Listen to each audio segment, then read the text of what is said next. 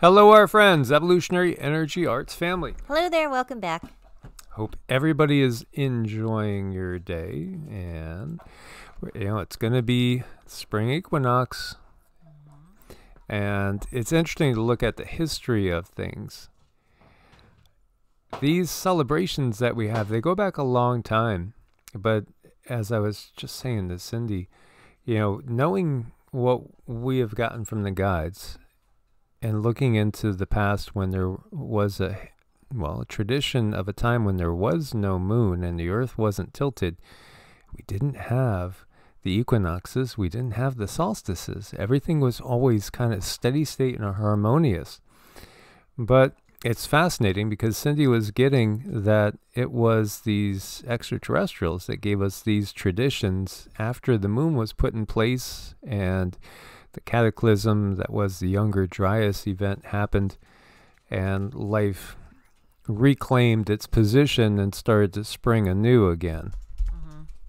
Right. So, I mean, there's information and reasons that needed to be explained to those that still were alive and inhabited Earth, and they were going to go through major swings, and it's something that they brought to Earth. So I thought that was curious when that hit me really fast, but it hit me so fast I'm still unpacking the information to get a better grasp on it.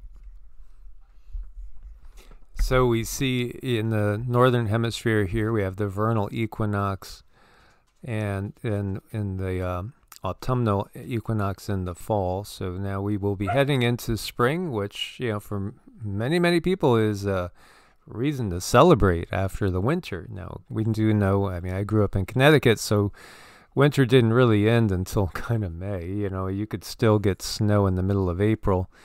But it was always a nice thing because you knew it's going to get warmer. Life is going to start abounding. If you are somebody that is planting and gardening in the northern hemisphere, again, it's the opposite when we're in the southern hemisphere. Then it's great. It's going to be time to get things moving, get some stuff planted. You see the first flowers coming up. It's a reason to celebrate because it's kind of the dawning on more and new life coming to Earth. It's fresh, it's new, everything is changing. It's a wonderful time to, do the spring cleaning, because after we've been enclosed for the whole winter, everybody's been sick. Times have been just kind of yuck and tired. You get that cabin fever, and that's why we like to clean. Spring cleaning brings new growth, and Mother Nature, she's very much the same, as above, so below. So she comes through with her rains, her storms, and does her cleansing, and we do it as well. Absolutely, yes. So the equinoxes, vernal and autumnal, in the fall and the spring, and then the solstices in the summer and the winter. It's interesting to think about it as you look here at the Earth, and from a fixed axis point of view, sun appears to rise and set at different locations from throughout the year, and we apologize for the little monkeys in the background there. If you're up in Alaska, in the summer solstice, it's light all the time, and then winter solstice, it's dark all the time. Again, it'd be fascinating to just conceive and think of the Earth not having the tilt, not having the influence of the moon, which scientists will say, oh, well, life couldn't, even make it here then. Yeah, no, life would be abounding, and things would be mild. We wouldn't have the storms. We might not have as many earthquakes. Everything might be very, very tranquil. Before we go any farther, we just want to thank all our Patreons, all the supporters over at Ko-Fi, where you could do a one-time donation to support the channel, or monthly, just like Patreon. Ko-Fi is nice too. They don't take any cut. Medicinal foods, use coupon code EEA. Boost your immune system, detox. Those are absolute necessities. So many of the traditions we do at Easter, which this year is going to be just about a month from today, like coloring the Easter eggs hiding the Easter eggs, all that, the Easter bunny. I mean, these are things that come from pagan origins, which really, when we're talking pagan, what are we talking? We're talking about pre-Abrahamic traditions, which are the older traditions. And it was fascinating, too, because in talking to the Galactics, and I remember talking to Laurel and on the winter solstice, and asking her, what are you guys doing? And they were basically celebrating our winter solstice with us. So the Galactics mark, seasons. They mark, again, it's relative to the Earth. So other planets might not have the same conditions. They could have very, very different conditions. And again, it's all relative, but they recognize, again, the importance of astrology and the relativity of everything with, the stars' placements, the planets' placements. It's all relative. They also recognize that every single planet and star is a being. So, it's also a celebration about the mother and the mother sprouting to life, Mother Earth, the mother beneath our feet, the father in the sky, so to speak. Yes, and it's about the cycles. There's always cycles of new life and death. So that is to be celebrated because it's, death is part of life, and everything like this should be celebrated because that's us. That's who we are at the depths of our soul. We are the cycle of life. Absolutely.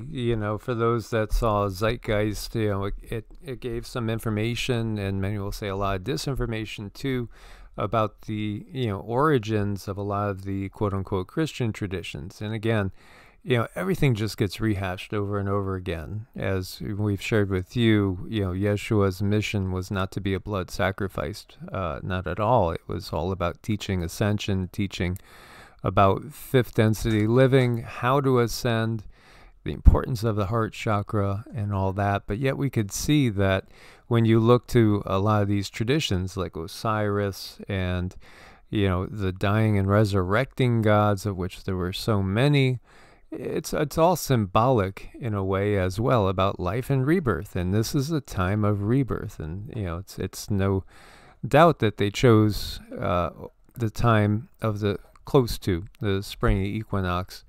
Again, it varies with, the Christian churches, and the Orthodox and the Western differ often as well. Same thing with Christmas celebration. But again, the rebirth of life at this time point near the spring equinox, it's just an obvious time to have a resurrection celebration, so to speak, as well.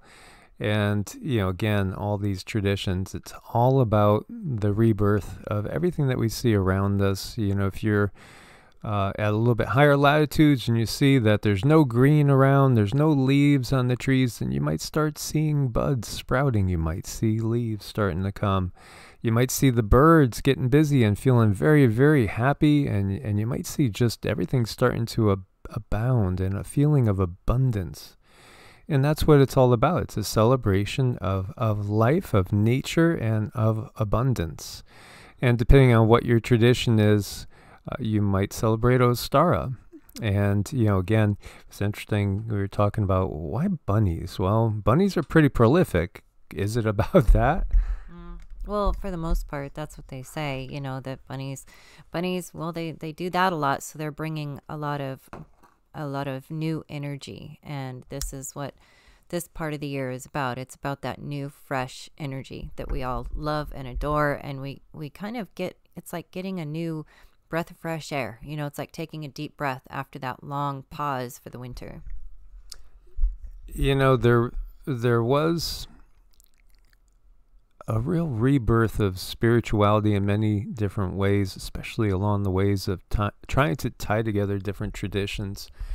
I would say from the 1850s forward, we had Madame Blavatsky, the Theosophical Society. We had, a lot of different new neo-pagan groups springing up and, reinventing the wheel, so to speak, with the old traditions from the past. And so Ostara is something that might be celebrated in circles. Maybe you have friends that celebrate. Maybe you celebrate it. So this person did a little, backtracking and trying to find the roots of it, and found that Ostara is a shadowy figure in Germanic folklore. Her story begins with Eoster, an Anglo-Saxon goddess who's not documented from pagan sources at all. Turns up in one early Christian source, the writings of an English churchman, Bede. Bede may have been right that there was such a goddess, or he may have been spreading the received wisdom of his era, and scholars have debated this point for years. Jacob Grimm, the brilliant linguist and folklorist, Grimm's Tales, is one of many scholars who took Bede at his word. In an 1835 book, Deutsche Mythologies, he proposed that Eoster must have been a local version of a more widespread Germanic goddess, whom he named Ostara. Again, so many different names for basically certain energies, because everything is energies. Cindy is a label for the energy sitting to my right here, but she is ultimately an energy. She's a frequency. Same thing with myself. Same thing with all these different beings. The creator of this universe is known by many different names to many different peoples. They wouldn't necessarily all call him the same thing. And that's just kind of obvious. And many people have adapted Wicca as a practice of trying to get back to the rootedness, the earthy traditions, try to bring balance back in, try to bring the goddess back in, as well as still celebrate the male aspect. And so there's many different ways, many different rituals that may not even feel very, very strange at all. Like we were talking about the practice of coloring eggs and hiding them for the kids to go find them. I mean, how many people have done that? I used to love the little plastic eggs that they'd hide. It depends on where we went, what family members, where we went to go and do our hunts. Some of them would put pennies and nickels and dimes. Yes, that was a long time ago, back in the 60s and early 70s, when money was worth a little bit more. And others would put goodies in there. Could be anything from store-bought candies to maybe little cookies, homemade cookies and things like that, or even better yet, homemade chocolates. I see Cindy's eyes perking up now a little bit. There's all different things. There's a rebirthing ritual as well. There's meditations that could be done. Altars to be set up with all sorts of living and live things, as far as plants and flowers. And, time of doing rituals and putting out intention, magic. Now, magic, you could call it magic. Somebody else could call it prayer. It's all about putting out intention and tapping into energy currents, because there are energy currents all around us to tap into. And when you study something like chaos magic, you realize that it's all about connectivity, wavelength and frequency, as the great Tesla said. So today happens to be the Hindu spring festival of Holi as well. So this is interesting, and this is a festival of color. It's very, very festive. One thing I discovered was, and this was at a time period when I was studying Christianity in depth, I discovered that Hinduism really is well, for one, it's a mesh of many, many different belief sets, just as we've talked about 30,000 different versions of Christianity. There's countless versions of Hinduism. The thing about Hinduism is, though, that there's no real conversion ever attempted or involved. It's all about acceptance, and that's why it's said to be that there's millions of deities out there, because everybody can have their unique version of what they want the divine to be like, and that's perfectly fine, because everybody's a unique expression of the divine itself. But I just found that, when you look at the traditions of Hinduism and you look at the traditions in the shamanic world and also in the pagan world, they're all basically very, very similar, very, very common ground there, common roots, as you see the little ones painting themselves up. This is a festival of again, life and color and celebration, as you see droves of people here having a good time, painting up like Krishna. It's a beautiful festival as well. And I think it's a way people use things to personify those that they appreciate, those that they learn from different entities. So, it's all about understanding ourselves. Self-realization is really, I think, one of the most important things we can do in this lifetime.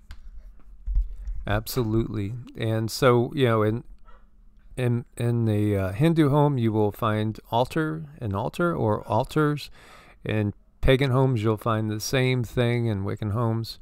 And also in many others, like in the Shinto tradition too. And in Shinto, which is indigenous to Japan, there's reverence for the ancestors, and there's calling on the ancestors for help. But we could also call on the ancestors for help in these traditions as well. It's a very, very common practice because they're still with us. They're still with us. And even if they're incarnated again, maybe on the other side of the globe, they're still with us. Consciousness is much more than most people understand. And so we could go through our DNA lineage to pick up knowledge that we've lost.